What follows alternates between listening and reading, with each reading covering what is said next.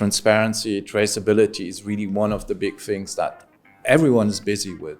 There's an enormous pressure on the brands to be transparent about their supply chains. When you meet with other counterpart chambers, we have felt that they have some high regards when we talk about Sri Lankan exporters. This is changing, and technology is going to play a huge role in bringing this transparency, and you're going to have to go this journey whether you like it or not.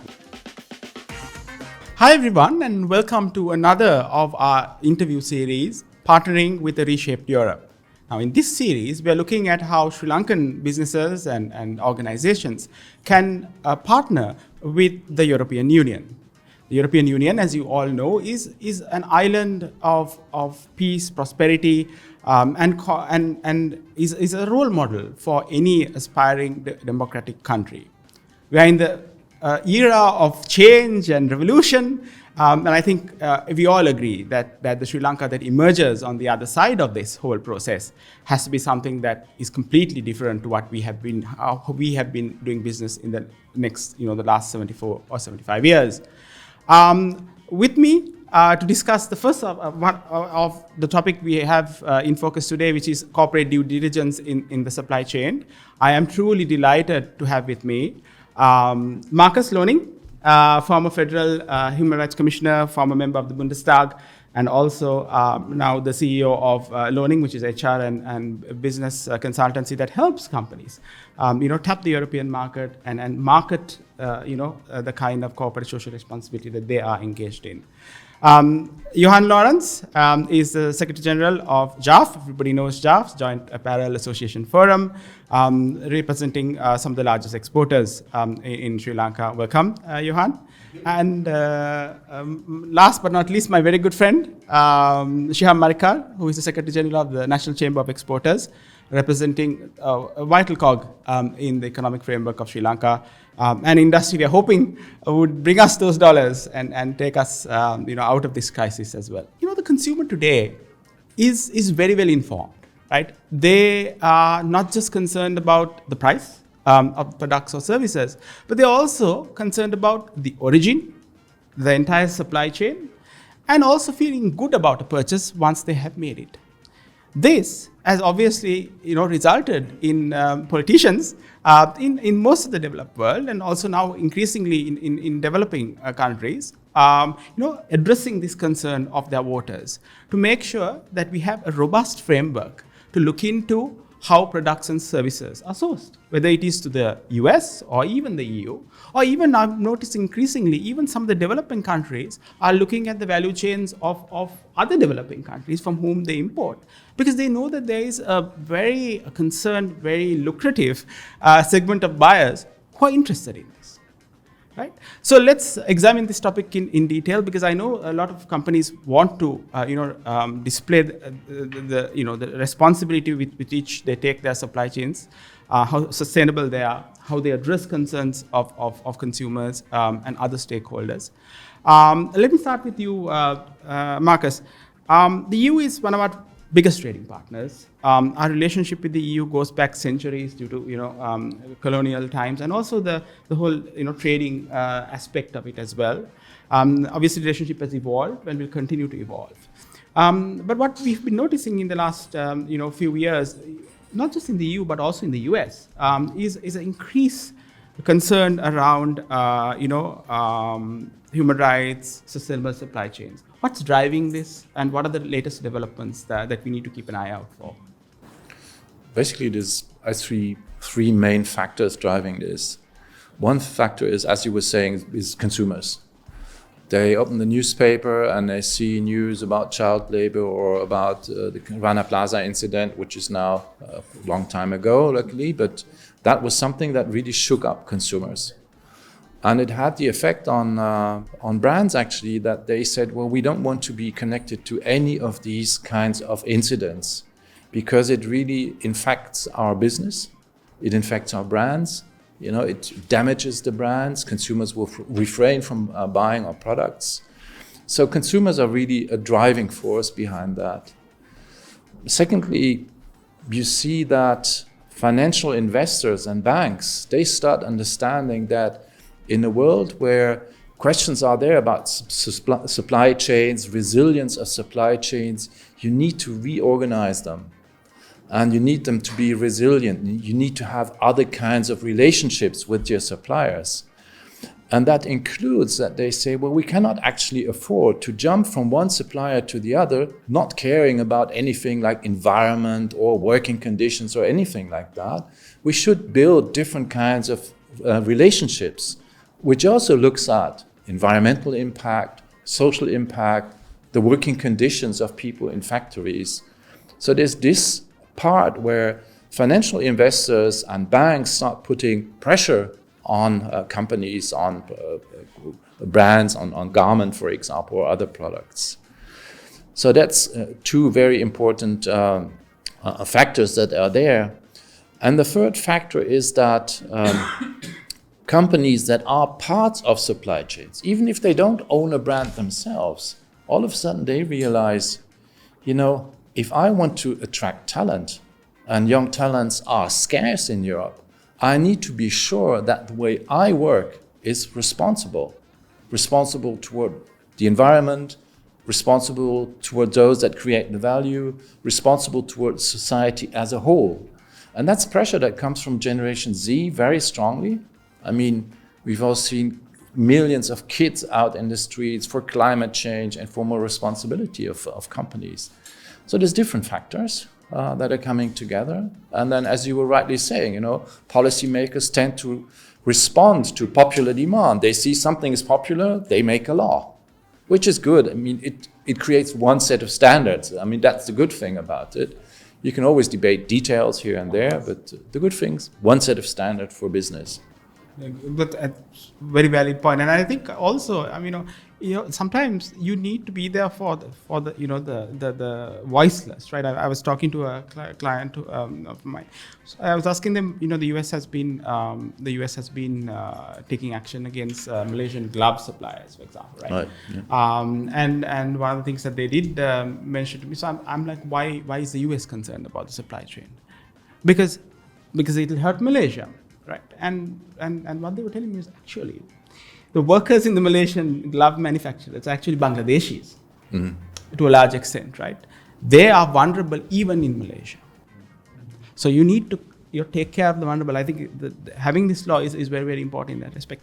I'm coming to you, Shiham, because you represent the exporters, right? And obviously, apparel is an important player, but there are other stakeholders, right? Tourism is a big industry and brought in a lot of foreign exchange before.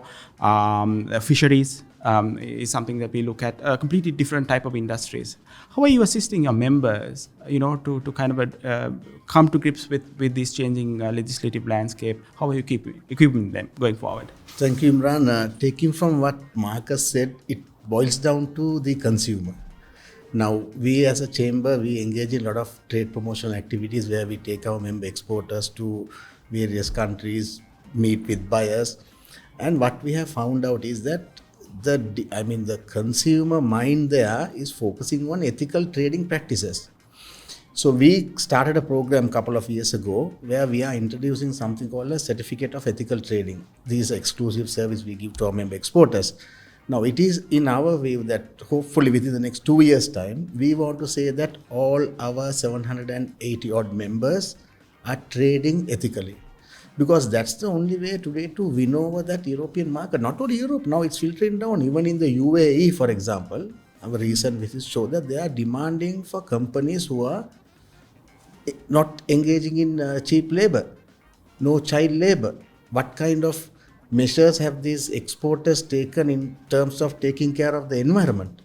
Now, we also have our Export Awards program, annual Export Awards program, where there is a special area in the application focusing on companies where they can score more points if they can highlight the initiatives they have taken in terms of maintaining ethical trading.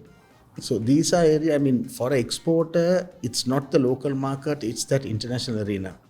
The demands are very high and the competition is very high.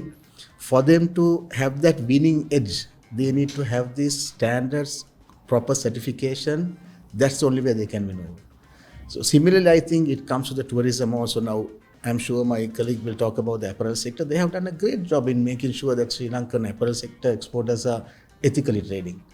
And it's not an easy task, especially when you work with the SMEs, getting them on board to fulfill these criteria. I mean, international recognized criteria is not an easy thing. But here I would like to especially appreciate the role played by Markus, various information that is given to us by you all. We also do engage in a lot of awareness programs. We conduct a lot of seminars, workshops. Last month we had a workshop, a seminar in fact, organized with the Employment Federation Bureau. Where we brought experts from there to talk to our exporters, tell them how important it is to follow the labor law of the country. Now, especially these days after COVID, we have noticed a lot of people are looking at shortcuts. But this is not the way. When you're talking about sustainability to win that European buyer or the international buyer, it's very important that our exporters here in the country adhere to the highest standards, especially when it comes to ethical trading.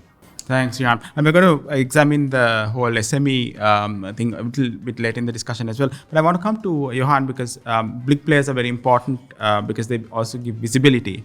I know that the move towards a more sustainable supply chain for the apparel industry actually predates any of these laws that are coming new, but going back to even 2005, because I think the industry took a hard look at themselves. Look, multi-fiber agreement is coming to an end. We need something that goes beyond, just competing on price or fulfilling a quota. I think that's where your journey started, and I think it's come a long way. It's been 17 years now. Can you just give us, overview of that journey? Sure, Imran. So actually, I'll go before 2005 and just give you a sort of snapshot of my history. So apparel in Sri Lanka apparel exports started really in the early 70s, and that was with a number of family-owned businesses. So companies like the Hydermanis, Bernards, Maxims, the company that became Brandix, all of them started up in the 70s. And even MAS started up in the early 80s. And being family-led, these companies all had a strong culture of putting people first. Because they were family companies, they believed in looking after their people just because that was the right thing to do. At a later stage, as business developed, you also realize the link between employee performance and productivity and their employee satisfaction, but it was initially from that. We then had this step change in 1991 when the Premadasa government brought in the 200 garment factory program. And that was important in this context for a couple of reasons. One was there was a requirement that the factories had to be built to a certain standard. Two, you had to do things like provide a free meal, provide transport, various things like that. And three, this changed the model because you took factories to the rural areas. So the idea was that you were going to move away from zones and all of that, and you would take the work to the rural areas, so employees didn't have to travel away from home, didn't have to be boarded, didn't have all of these sort of things. Government also set up what's now the BOI, GCEC at the time, to make this kind of like one-stop shop. But importantly, apart from promoting the investor culture, the BOI also had things like its environmental management unit, which set standards for discharge of water.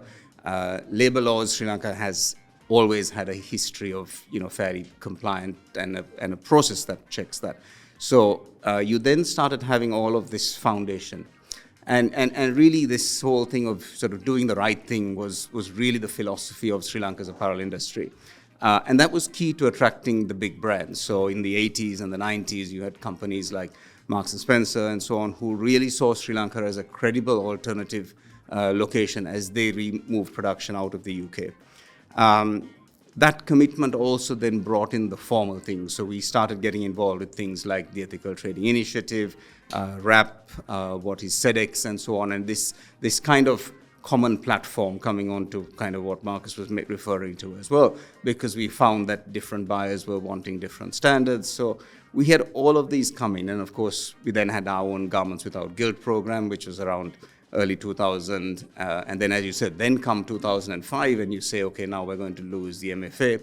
What are we going to do to build the industry forwards? And sustainability was a key part of that, and remains even today. Right. Today, the kind of sustainability is now kind of almost like taken for granted. And in Sri Lanka, that's always been the case. And then we, as an industry, have really tried to stay ahead of the curve. So now companies are looking at circularity, they're looking at greenhouse gas emissions, they're looking at science-based targets, working with things like Sustainable Apparel Coalition so that you have this common platform thing, because that's the key in all of this. So so it's very much been part of the whole ethos of the industry. And interestingly, just a final point, of those initial companies that were set up in the 70s, 3 of those companies, MAS, Brandix, and Hydromani, are still family owned and together probably employ over 50% of the people in the industry. So that ethos still remains today. Very nice. Very impressive, actually, from an industry perspective.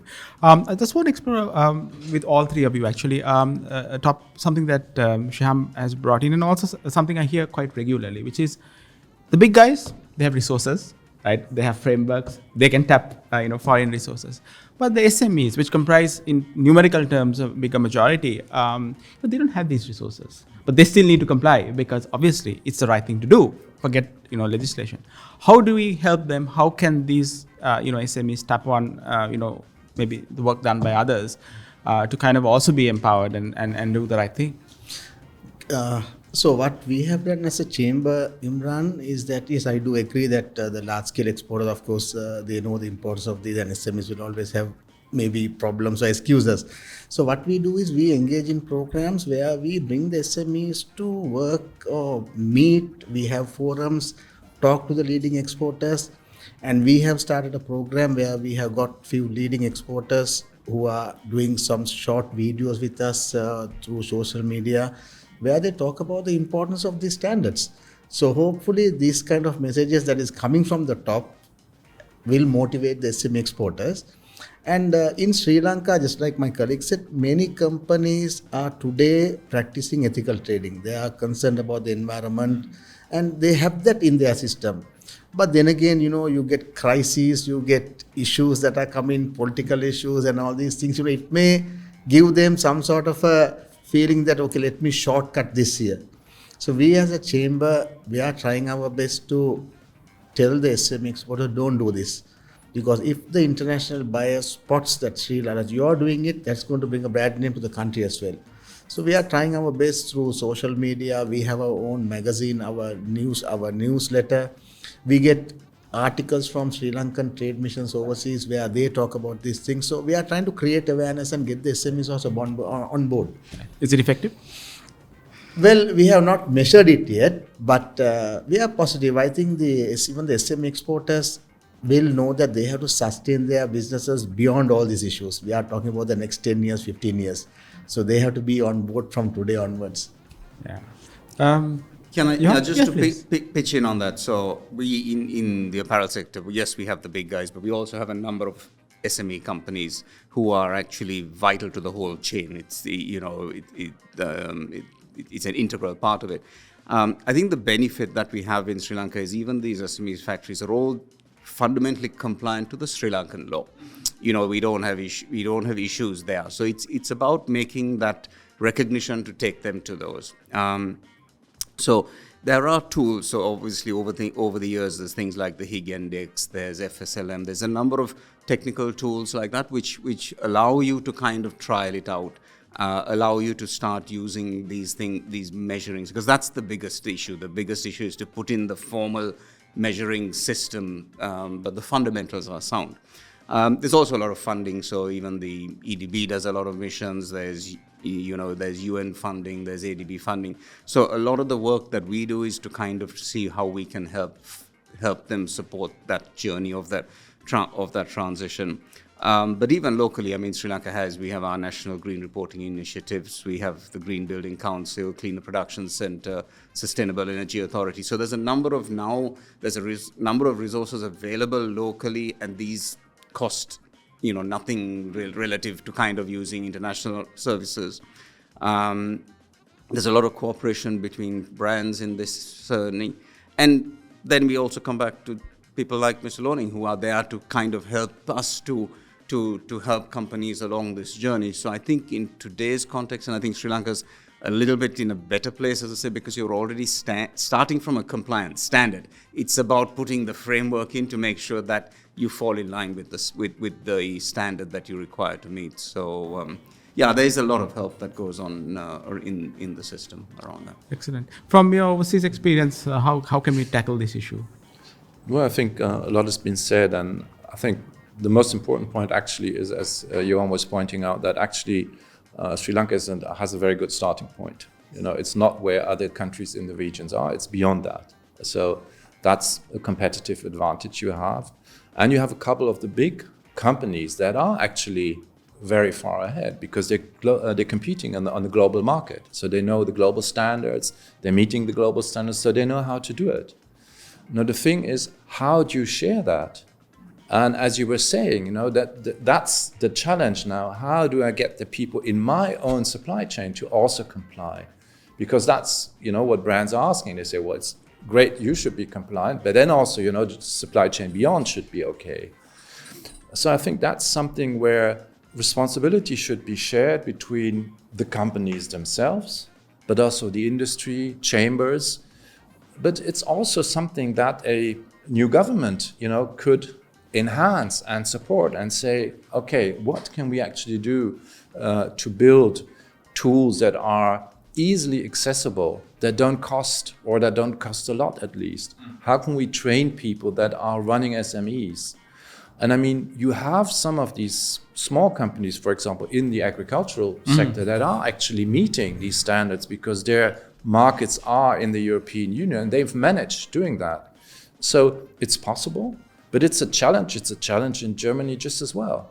We're also exactly looking at that problem. So how do you get, not the big guys, they know what to do, they have the resources, but how do you get the small and medium enterprises to also meet them?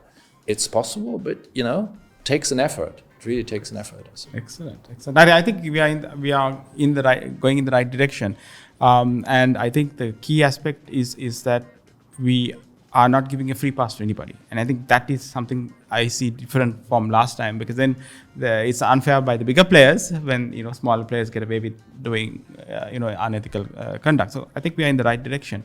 I want to steer the conversation now actually to more focused on actually how the nitty-gritties of this. How do we get this done, right?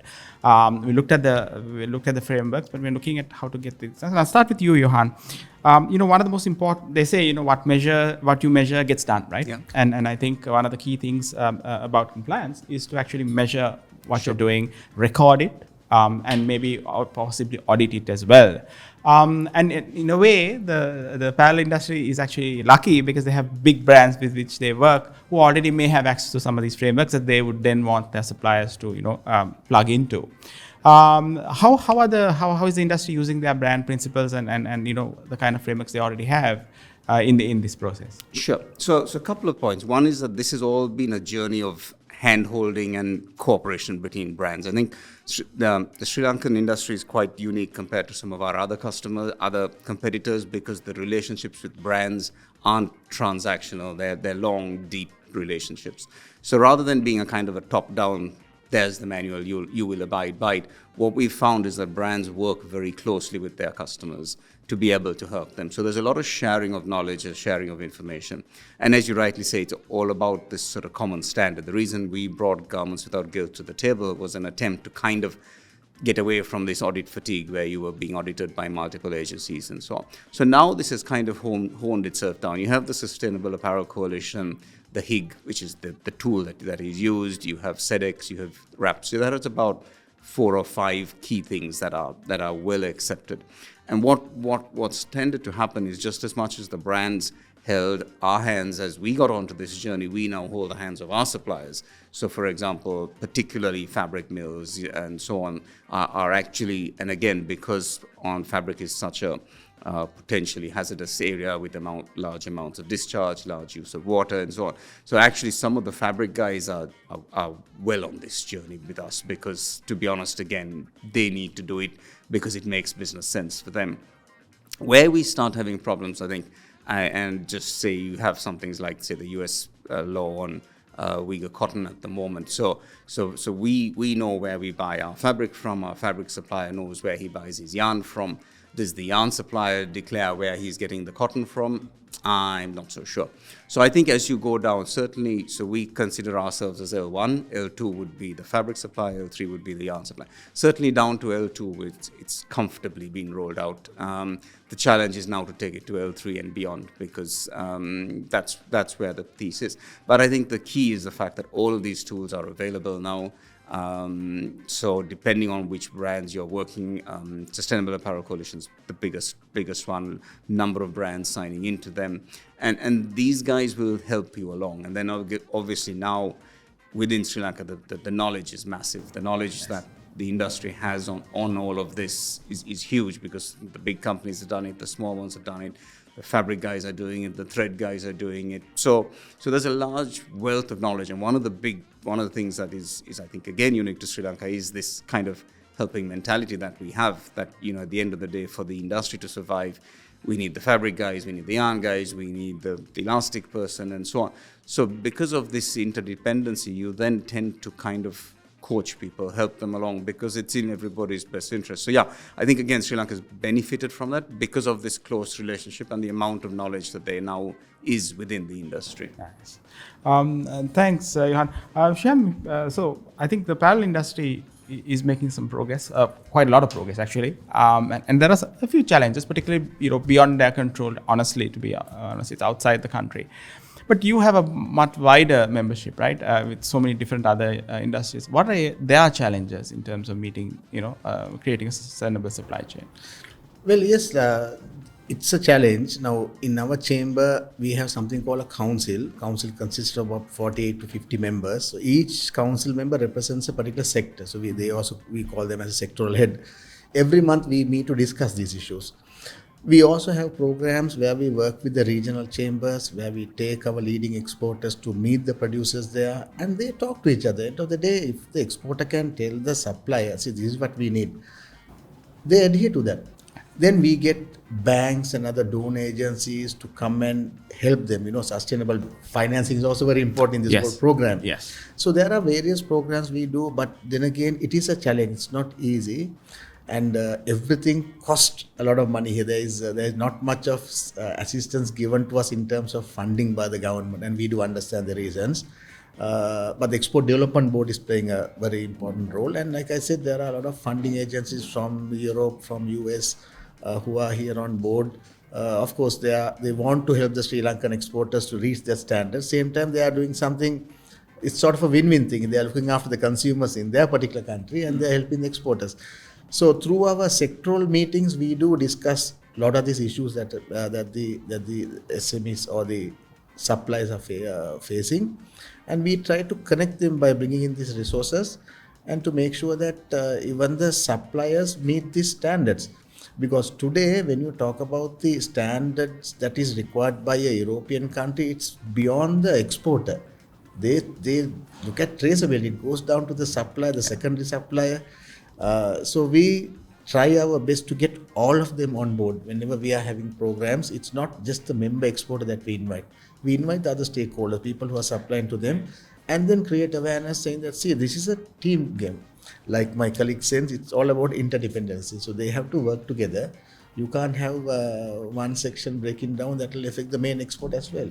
And now the exporter also has taken this into consideration. When they are selecting their suppliers, they make sure that they talk to them and say, see, we are an ethical trading exporter. These are the requirements in the international arena. Can you fulfill these needs? What is the support you need? It's not that they're going to say, okay, then we don't want you. Try their best to work with them and get them also on board. So it has to be a team thing. And as chambers, this is what we do. We get all the stakeholders on board, and then we make sure that all of them comply to these high standards.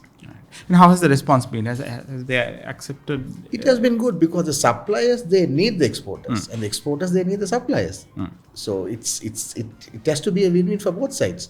So we have noticed that a lot of these suppliers, they are getting around it. I mean, there are challenges they face, and we as chambers come on board to help them, and the connection is made.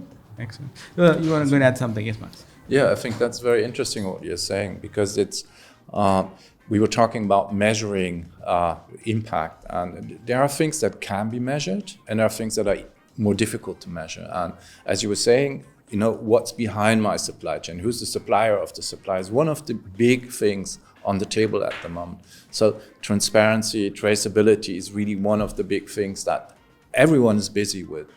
And so that's where chambers, for example, can come in and they can convince their members and say, okay, let's be transparent about our supply chains.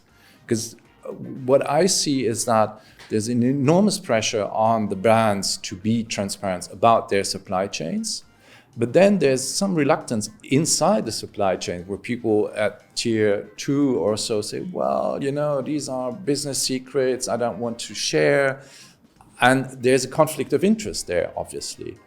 So this needs to be overcome, because what I see is that there's also these tech guys working on that, and they're using all sorts of information, not just what the supplier tells them, but what's in customs lists, what's here, what's published there, what they read in the paper there.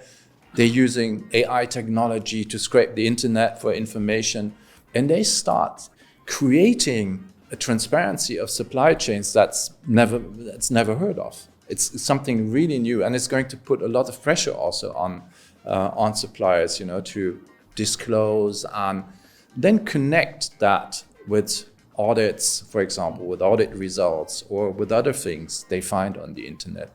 So transparency is a big thing, and if Sri Lanka feels that you're advanced on that, use it. Use it to your advantage. It gives you a competitive edge if you know more about your supply chains. And as you were mentioning the Xinjiang case, I think that's just the beginning of what we're seeing there. We've seen the US law. There's going to be a European law. And we don't know the geopolitical situation with China, how that's going to evolve. And what I see in the European business community is that very, under the radar, people or companies are trying to diversify their supply chains. They're not talking about it, they're just doing it. Moving to Malaysia, moving to other countries in the region. And I think that's an opportunity for the industry in this country. I say, okay, we're here, We have good sustainability standards. We have something to offer. Take some other things, some political stability, obviously, also. But, there's an opportunity I see. Just to add to what Markus was saying, yes, of course there should be a proper audit mechanism in place, but end of the day there should be mutual trust among all supply chain partners. That has to be developed. Yeah.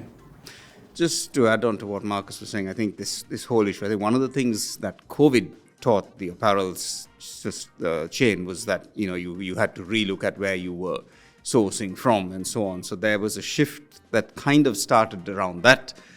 Again, also linked to geopolitics and all of this, but you're absolutely right. Countries like Sri Lanka, who are here and sustainable and compliant, have an opportunity to kind of stand up and be counted and say, yeah, guys, there's an opportunity here.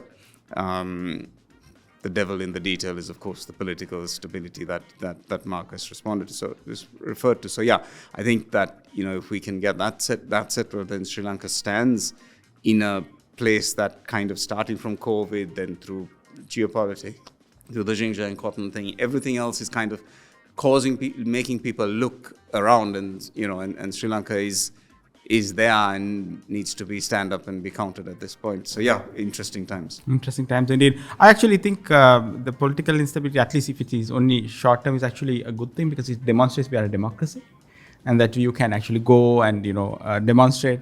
Maybe it may not look from an investor perspective as being stable. That is something where you need to inform the investor that it is limited to a particular a political location as opposed to ordinary operations. That's a marketing thing. But I think Sri Lanka is now perceived as actually moving towards it was always a democracy, a much more robust democracy, which is not a bad thing as long as it doesn't last for the long term, I think. I think also on the point is that what's happening now is happening in the constitutional framework of the way, and that I think is the key. So again, I think you're right. There's some optics we have to get past, but hopefully what will come out at the end is a solution that has proved that there is a democratic process and, that is being followed So, yeah, I know we're sort of moving slightly away, but again, I think that's an important point in terms of saying this is the basket of things that you get when you choose to supply out of Sri Lanka. And that's, an important piece of the whole sustainability piece is that stability. Absolutely, true. And also, I think even consumers are quite aware of what's going on. They're actually cheering on, some of the changes. So I think that creates a good value for the location in the long term, but may obviously be optically, not so positive at the moment. Yes. But if I may just briefly comment that, I absolutely agree with you. Because I hear the talking about let's be, more trading with countries that share values, democracies, and so on. That are more reliable. But at the same time, the pictures that people see on TV is, of course, something else. Yeah. True. So it's important to, take the steps that are necessary, and then again raise their hand and say, "Hey, guys, we did it. We overcame this. We overcame this in the framework of our constitution, which I think is a great move forward." I mean, that's really something which is exceptional in the region. So, take what you have and take it outside and use it. Yes. Because I was watching headlines in multiple international news overseas, right? I just came back to Sri Lanka, and it says that Parliament is started the process to select a new president, which I found was very, very good. As opposed to whoever is engaged in the protest. I have a question for you, Markus, which is very, very important. Look, I've seen the environmental sustainability aspect being widely embraced. I think it's a no-brainer, and everybody's doing it. But when it comes to the political and labor rights, obviously Sri Lanka has a lot of our players do, comply simply because we have very strong labor laws, right? We've had them for a long time, and we've been following them. But to publicly demonstrate this commitment, sometimes they have been reluctant. Best example would be during this protest, right? Took a bit of while for trade and industry to come and say, "Hey, we support you," put out those statements, and that is not being noticed by others as well.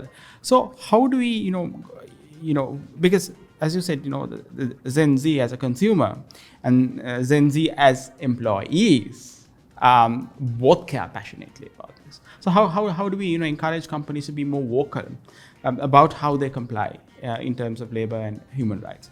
Because it's a very, very important aspect. Well, first off, I think as you were saying, environmental topics are actually no-brainer.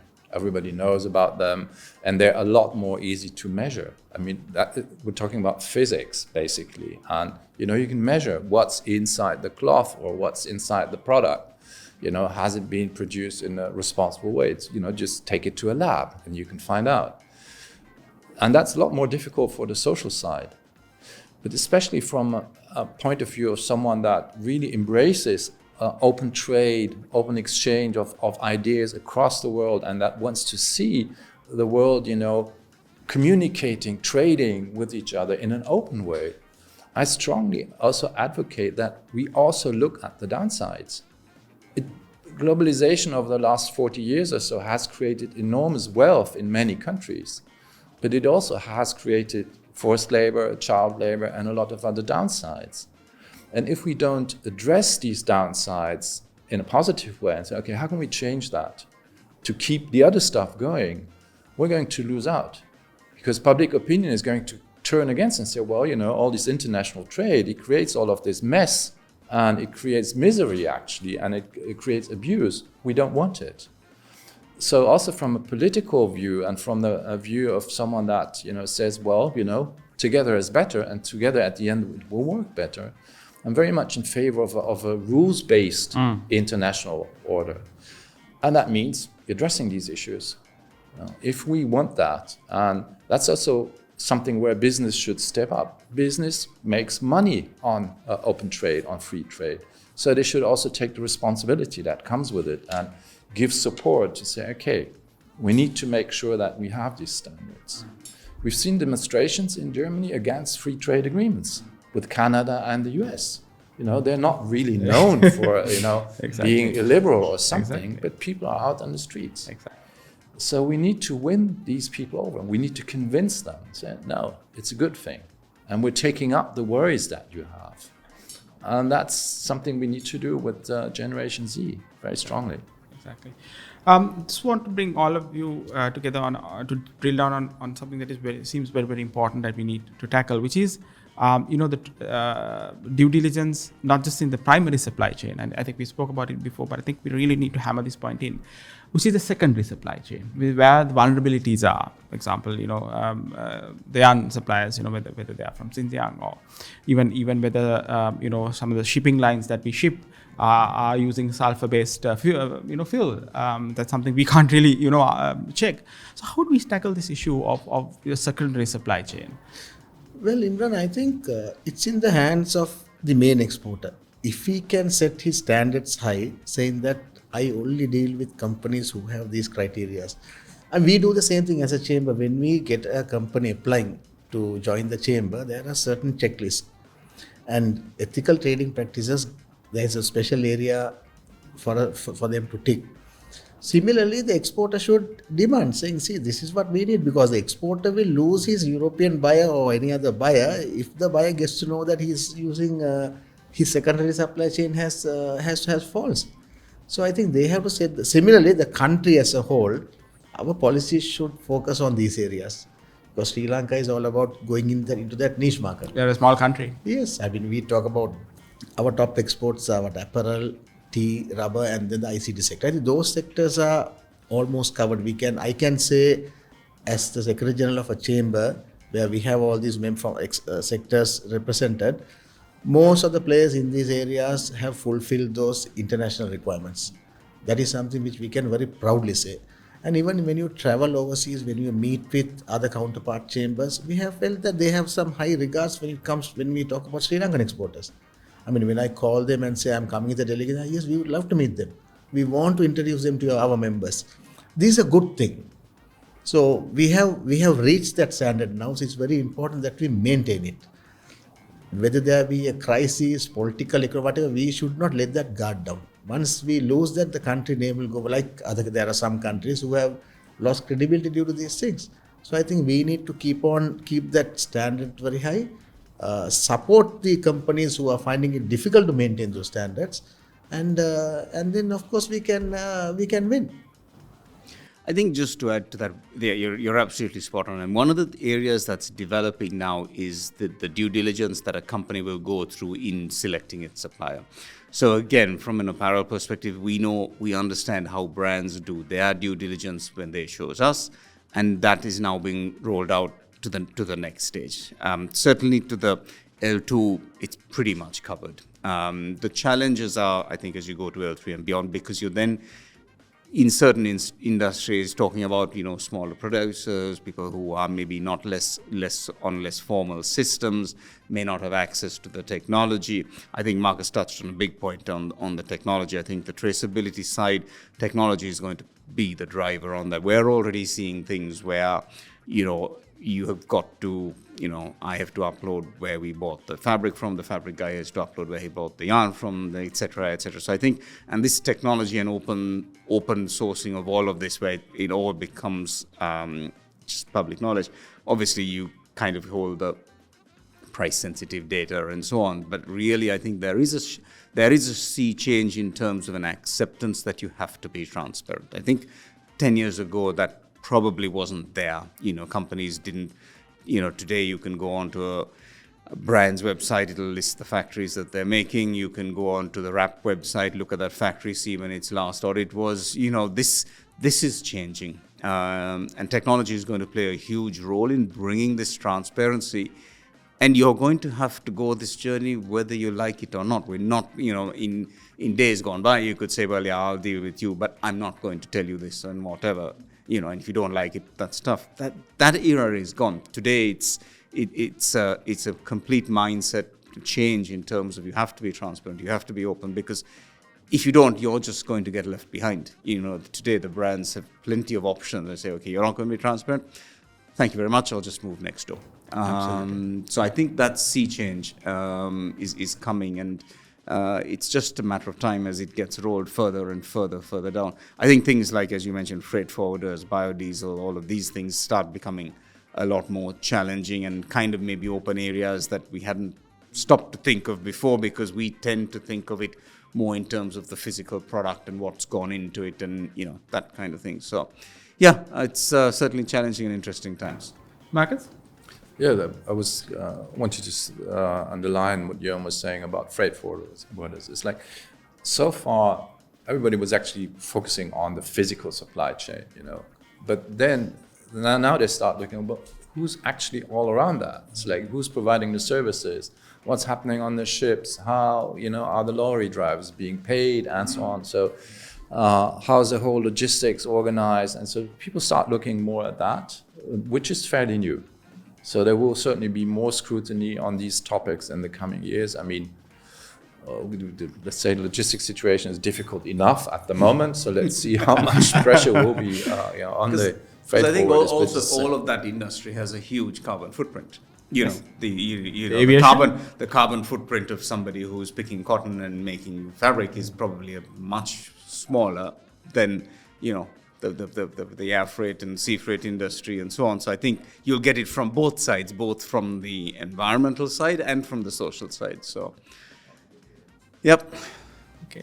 Thank you, gentlemen. I think we are in a very exciting time for Sri Lanka's future. As Shiham was saying, we are in very, very decisive days.